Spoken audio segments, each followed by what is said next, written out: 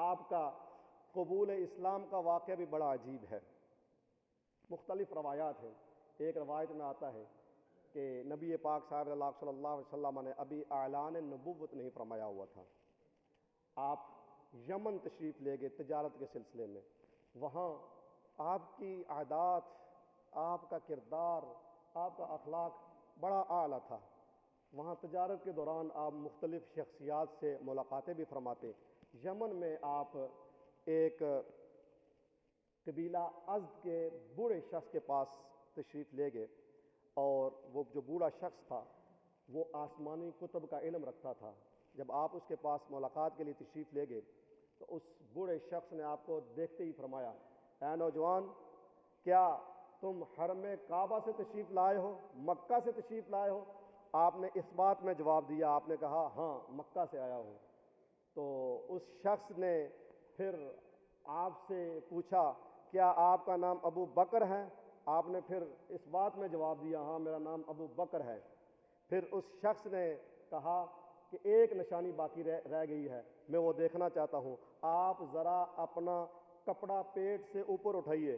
تو آپ نے فرمایا کہ جب تک آپ اپنا مدعا بیان نہیں کریں گے میں پیٹ سے کپڑا نہیں اٹھاؤں گا۔ اس شخص نے، اس بوڑھے نے کہا کہ میں نے اپنی آسمانی کتب کے اندر یہ دیکھا ہے، پڑھا ہے کہ مکہ کے اندر بنو ہاشم سے ایک نبی آئیں گے۔ اس شخص نے ایک سوال یہ بھی کیا تھا کہ آپ بنو ہاشم سے تعلق رکھتے ہیں؟ تو آپ نے فرمایا تھا ہاں میں بنو ہاشم سے تعلق رکھتا ہوں۔ تو اس شخص نے کہا کہ بنو ہاشم میں ایک نبی مبعوث ہوں گے، وہ اعلان نبوت کریں گے۔ دو شخص، ایک نوجوان اور ایک ادھیڑ عمر، اس شخص کا ساتھ دیں گے۔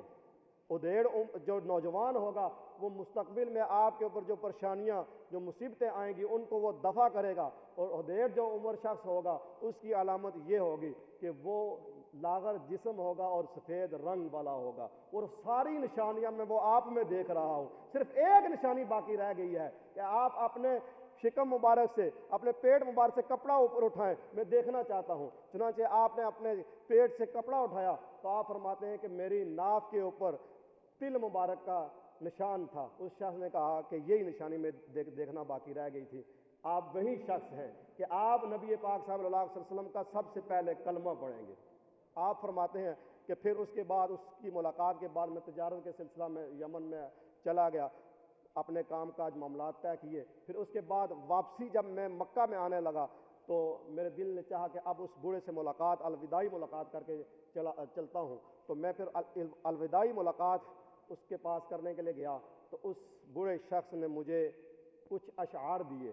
اس نے مجھے وہ اشعار سنائے اور میں نے وہ سن کر یاد کر لیے، اور اس نے کہا کہ یہ شعر آپ کے پاس امانت ہیں، یہ شعر نبی پاک صلی اللہ علیہ وسلم کو میری طرف سے پہنچا دینا۔ جب آپ واپس تشریف لائے اور آپ کے قبیلہ کے کافی سارے لوگ، جن میں ابو البختری، شیبہ، عتبہ بن ابی مغیظ اور چند قریشی اکٹھے ہو کر آپ کے پاس آئے، اور جب اتنا مجمع آپ کے پاس آیا تو آپ نے ان سے پوچھا کیا ماجرا ہے، کیا وجہ ہے، کیا پریشانی ہے؟ تو وہ کہنے لگے کہ آج تیرے دوست نے، ابو طالب کے یتیم بھتیجے نے نبوت کا دعویٰ کر دیا ہے، اور ہمارے باطل خداؤں کو وہ جٹلا رہا ہے، کہہ رہا ہے کہ یہ باطل ہیں، اور تمہارے جو آباء و اجداد تھے وہ بھی باطل پر تھے، ہمیں وہ جٹلا رہا ہے، ہمارے خداؤں کو جٹلا رہا ہے۔ ہم کب کے اس سے نبٹ لیتے، لیکن ہمیں تمہارا خیال تھا کہ تمہارا دوست ہے، آپ خود اس کی یہ بات سنیں اور اس کے بعد ہم فیصلہ کریں گے۔ آپ نے لوگوں کو سمجھا بجھا کر ان کو واپس پلٹا دیا۔ پھر کچھ دیر بعد آپ نبی پاک صلی اللہ علیہ وسلم کے آستانے پر حاضر ہوتے ہیں، اور دروازہ جب کھٹکاتے ہیں آپ صلی اللہ علیہ وسلم باہر تشریف لاتے ہیں، اور آپ صلی اللہ علیہ وسلم آتے ہی فرماتے ہیں، اے ابو بکر، اللہ رب العزت نے مجھے نبی بنا کر بھیجا ہے، تم میرا کلمہ پڑھ کر دائرہ اسلام میں داخل ہو جاؤ اور اللہ کی رضا اور خوشنودی حاصل کرو۔ آپ نے عرض کی، یا رسول اللہ صلی اللہ علیہ وسلم، آپ کے اس دعوے نبوت پر دلیل کیا ہے؟ آپ نے فرمایا، وہ یمن میں بوڑھا شخص، آپ نے از رائے تجسس عرض کیا یا رسول اللہ صلی اللہ علیہ وسلم میں تو یمن میں بہت سارے بوڑھوں سے مل چکا ہوں، بہت سارے بوڑھوں سے میری ملاقات ہوئی ہے، آپ کس بوڑھے کی بات کر رہے ہیں؟